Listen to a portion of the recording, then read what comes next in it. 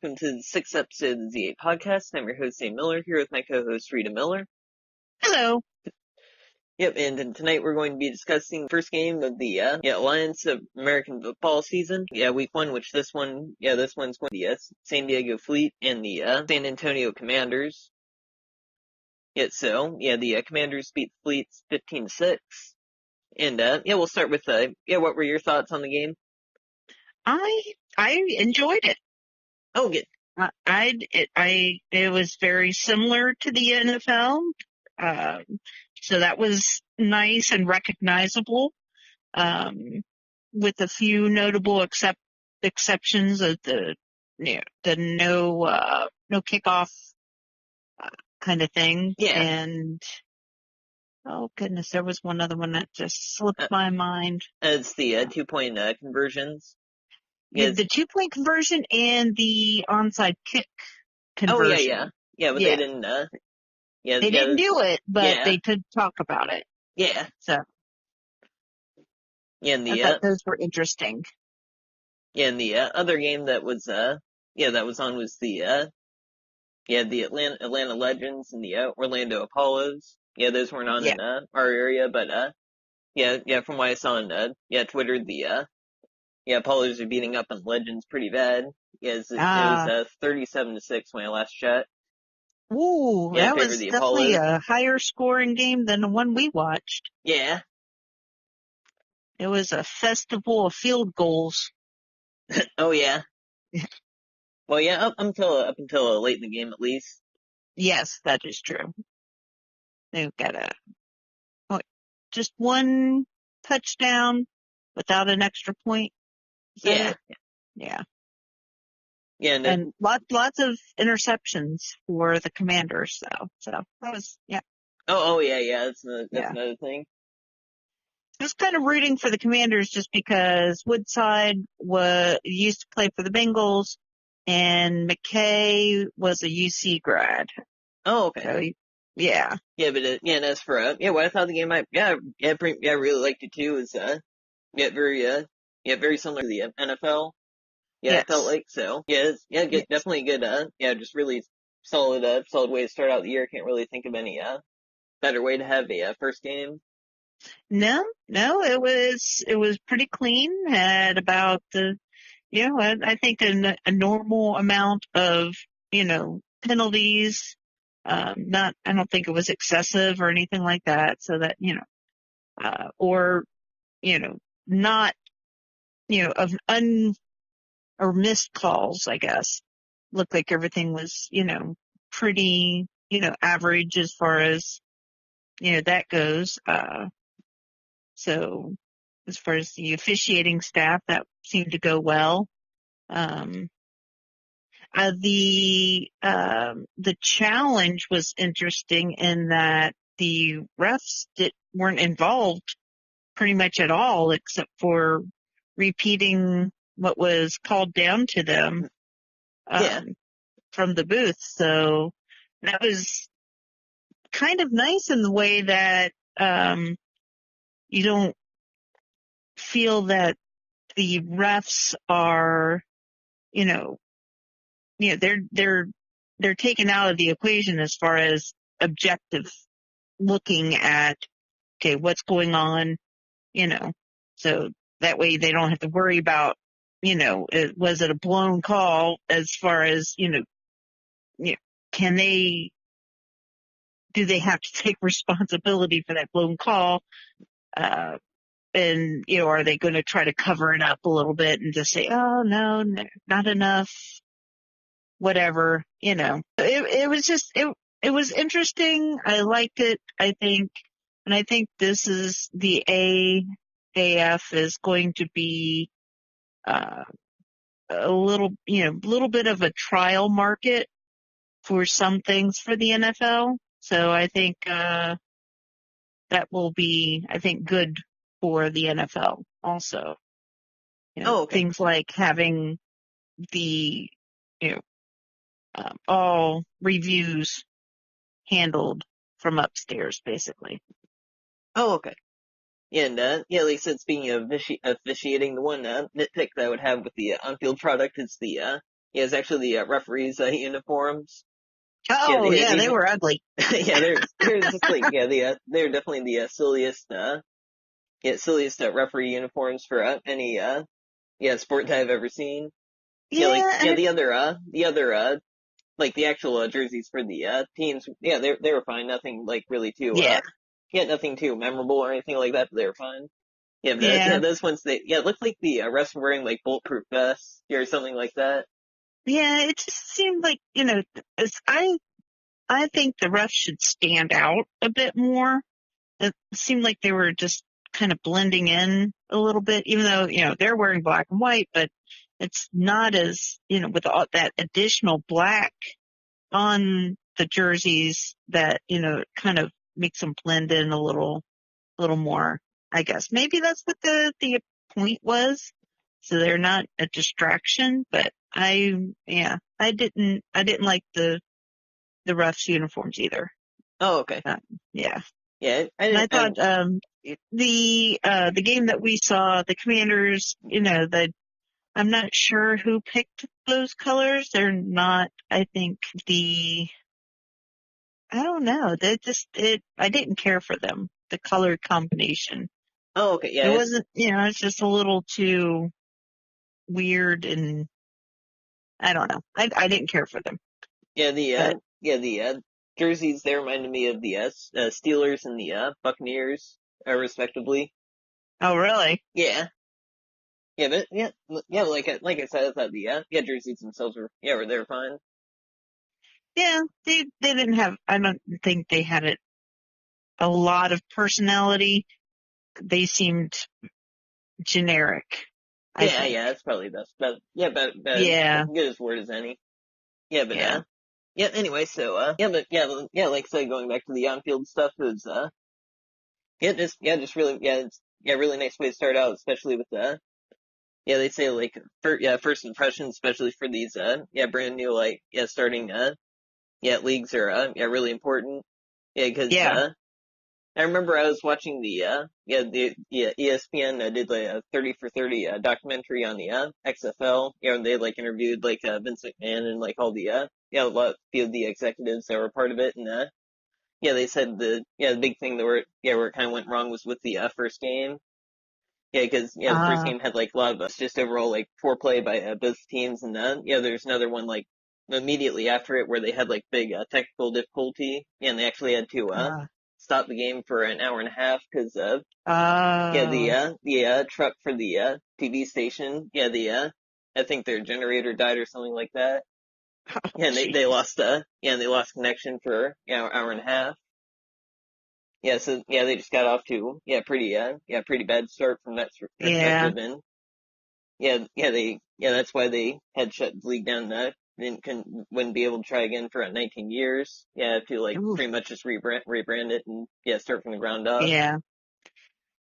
Yeah. I think the rebranding, I think the AAF has gotten that memo because that was one of the things the studio guys were talking about, um, was, the incentives, and, basically everything is, all the players get paid the same, but everyone gets paid, everyone on that team gets paid more if there's things like interceptions, and then they can also um, earn bonuses for um, basically publicity kind of things, like Yeah, either social media or community service, those kind of things. So I think that would be very good as far as building the brand, getting these athletes out in the community,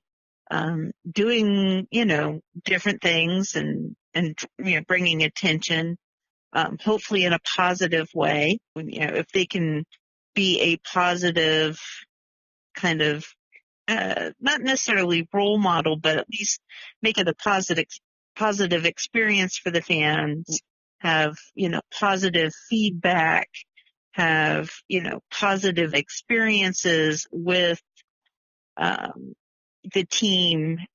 It's it was interesting to, everything was kind of out in the open as far as communication, with the coaches. They weren't covering up their mouths, and cause they were mic'd. So we could hear, whenever they chose, to, show that on the screen or whatever, that, you could hear the coaches and hear them talk about what they were going to be or wanting to do. Like, um, the head coach, Marks, was talking about removing his, Oh yeah, I remember yeah. that.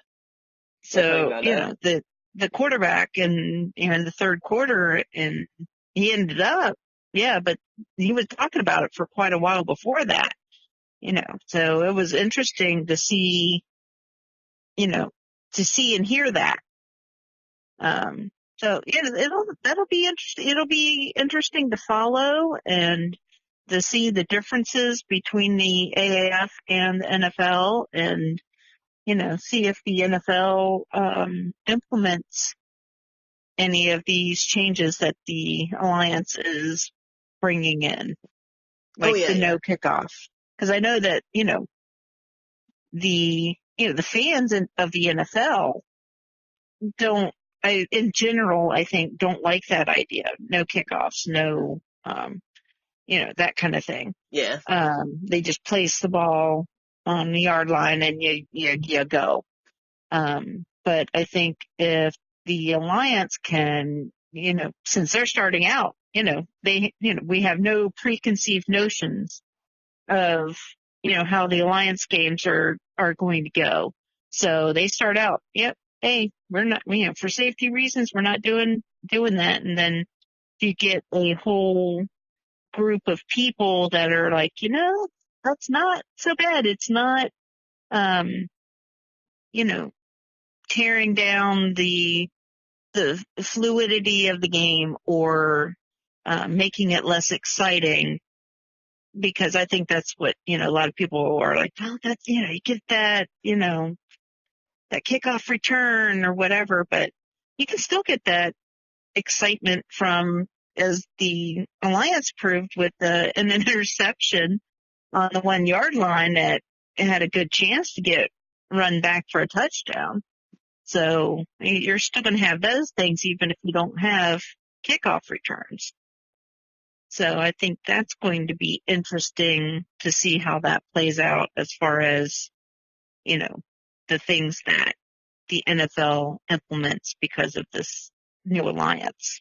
yeah, yeah, definitely, yeah, agree with that. Yeah, but yeah, it's yeah now yeah, but the biggest problems I had with the league is the isn't the on-field stuff, but the off-field stuff with the logistics. Yeah, like for example, the three main things I noted. The first thing was that the time of the game was wrong on the schedule. Yeah, because they put that it started at 8 o'clock. Yeah, but it actually started at 8:30. Yeah. Yeah, that's just one of my big pet peeves. Is when they Yeah. have the wrong time on the on the schedule online. Yeah, it's when like just like situations like this. Yeah, luckily I actually did a little bit of like extra digging. I actually went on one of the like TV schedule websites just because I wanted to make sure that the game was going to be on. Yeah, and that was the one where I found out that it was actually going to start at 8:30. Yeah. Yeah, so I caught a little bit of a lucky break because I was ready for it, but otherwise I'd probably just be sitting around waiting for them to start, and then they're still going to be talking for a good half Yeah. hour. And then just makes you angrier Yeah, exactly. each minute that goes by. Yeah, Yeah. yeah, but And I had problems with, I don't know if it was, it had to have been their issue. The sound kept cutting out. oh, okay, yeah. Well, no, actually, what I think happened is with theirs, they were trying to like cut out cursing. Yeah, because they have like all the on-field mics and stuff, and that's one of the dangers that is Ah, that you never know when somebody's getting okay. because they don't want to get like fined by the FCC or anything like that. Yeah, Right. so Okay. So I wonder, but because it kept doing it when the announcers we're talking. Yeah, I just thought that was like really, really kind of strange. It might have been a legitimate like issue or something like that, but yeah, I know they still have play like that same kind of like sound where it like cuts out, like you were describing for like brief second. That's usually if somebody yells like cuss word or something like that, they have to cut it out like real quick. Yeah, because I did notice that when they were showing, I think it was Mike Martz, and he was, cussing, and it was obvious that that's what they were cutting out. But the announcers, I think, are for the most part pretty much curse free. So, but it kept cutting out while they were talking. So maybe it was something, maybe background cursing or something. That's but what I think happened there. I think it was just because it happens so often. So I don't know, but hopefully it's something that, because then, if they're cutting that out, then the game's got to be on a delay somehow, so they can cut that out. All of them are. Okay. We have it. With this one, of course, it was on CBS, which is a network TV station in the those ones can get like if they were on a cable station, the FCC couldn't find them. Oh, okay. Since it's on network TV, maybe they're just trying to be like extra careful. Maybe. Or maybe they were having sound issues. Who knows? So that's. Now, is the games are all of the games going to be on CBS? Oh no, just the ones tonight. I think I know they're gonna have like a couple more there on CBS. But for the most part they're gonna be like on the no, they're gonna be on like the CBS Sports Network. The NFL Network. And a couple games are actually gonna be on TNT. Oh, interesting. Because it's interesting. I haven't watched anything on TNT in 5 years. When they got rid of NASCAR coverage. Right. So I haven't watched anything on TNT since 2014. I think I've watched reruns on TNT. Like Criminal Minds or something. Oh, okay. And there's also one more. It's the Bleacher Report Live. Which is it's like an online streaming website. Ah, okay. Which is owned by Bleacher Report's owned by Turner Broadcasting, which also owns TNT and TBS and a couple other stations. Okay. That'll be interesting. Oh yeah. So the game's tomorrow. Do you know what channel they're on? I think they're I'll check. I know the game's at 4. I just can't remember. The one I have is that's going to be on the NFL Network. That actually kind of brings me into a perfect segue into my next problem, which that the schedule doesn't say which TV channel the games are on. Oh, because if you go to their website, it shows the game times, which are incorrect by the way. But it also says nothing about what TV channel they're on. It just says the teams they're playing, and the incorrect times, and that's pretty much it. So definitely far from the best schedule that I've ever seen on because official website. Because if you're looking for the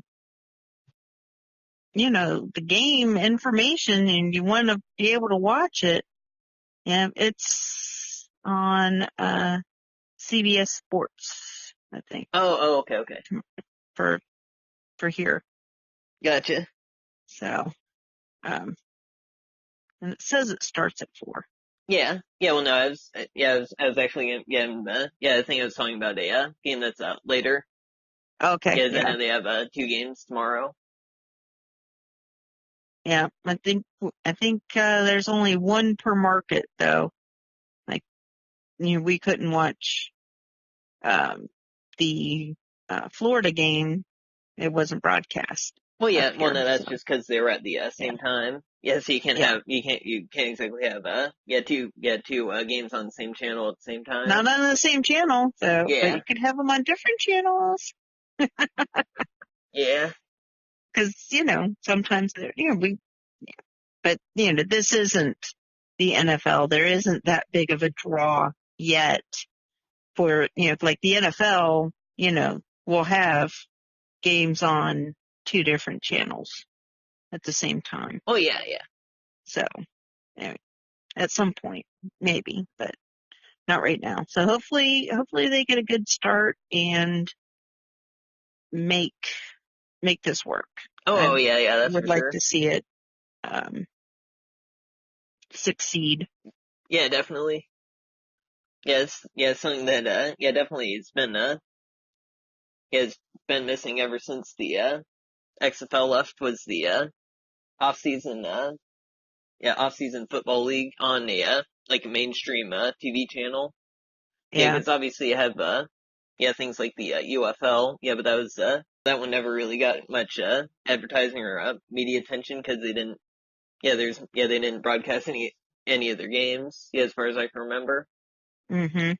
Yeah, and you also have and also I'm not counting the leagues like the Arena Football League in this one because even though those were on like regular TV channels, they're not it wasn't like the same style of football that the AAF and the NFL share.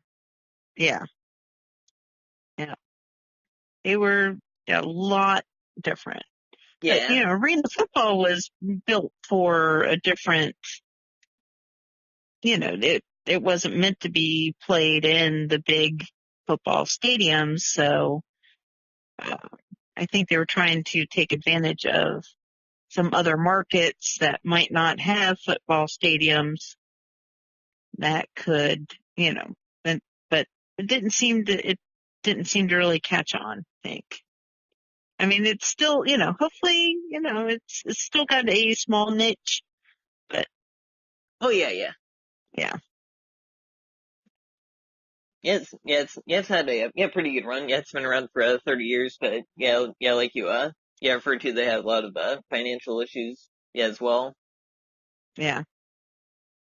Yeah, but oh yeah, my third point was that the that's another one of my huge pet peeves is that when I looked at the schedule is obviously I was interested to see which game was going to be broadcast. Yeah, so I think I checked on Tuesday I think it was Tuesday morning. Yeah, I went to see what game they're going to have on. They said Atlanta versus Orlando or San Diego versus San Antonio. Yeah, that always really peeves me off. Yeah, Right. like the MLB network does this all the time.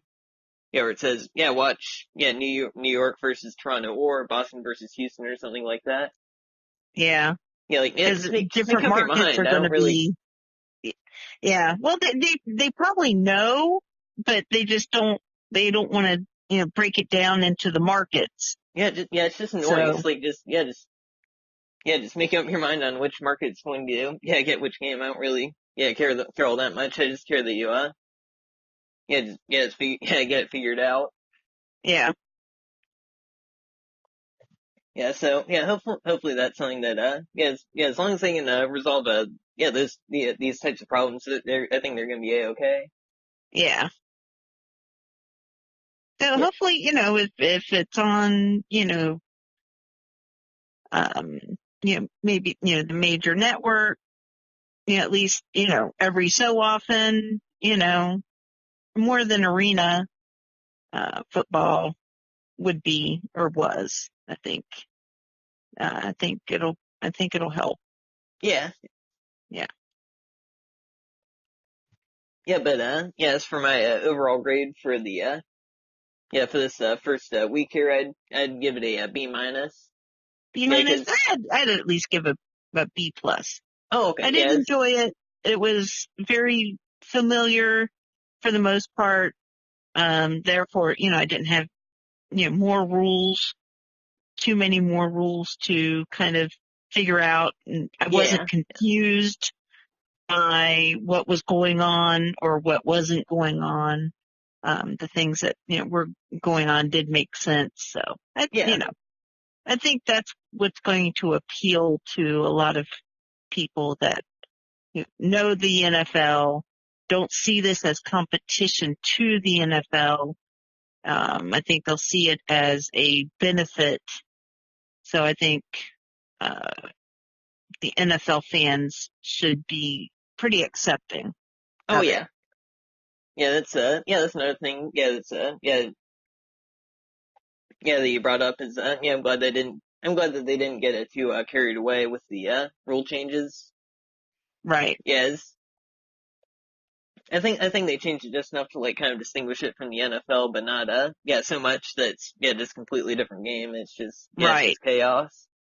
Right. Because I think they are trying to be kind of junior varsity, to the NFL, and Oh, that, okay. and also in kind of like NASCAR with the, you have different tiers Oh yeah, of, yes. so you get more, development in your athletes at the lower levels, give them more experience. Uh, so that'll be interesting, to see, um, but have it be more popular than, say, minor league baseball, where the major league will send their players down, to the feeder teams. But minor league baseball isn't as popular, of course, as major league, which goes for all the sports. But I would like to, since the alliance is played in the off season, not at the same time, that it would be even more popular Oh yeah, to, that's for sure. yeah. So, but it'll be interesting. It's what, 10 weeks, 10-week It's, season. it Yeah. sounds about right. Yeah. Yeah. So, it shouldn't be getting too hot because nobody wants to, sit out, bake in the sun. I Mm. mean, because, that's what we do for baseball. And baseball, depending on how good a season your team is having, you don't get the fans to come out because nobody wants to sit out in the sun for hours and bake. So, as long as we can, probably get this wrapped up before it gets too hot, I think that would also be a plus. And Oh, then it'll okay. be a great, trying to think of the word, a benefit to everyone, I think. That'd be Oh, good. okay. Yeah, I don't know. I'm not sure like how much the weather would factor in that much because I know that the Tampa Bay Rays, they have a indoor field, but they always have like the lowest attendance. Oh, Yeah, okay. so but oh yeah, and like I said, gonna give it a B minus tentatively, because I had no problem, no real major problems with the on-field product, but it's just all the everything surrounding it, like the logistics, but telling people like when the games are and what channels they're supposed to get to and things like that needs to get fixed. Yeah, Yep, but I agree. oh yeah.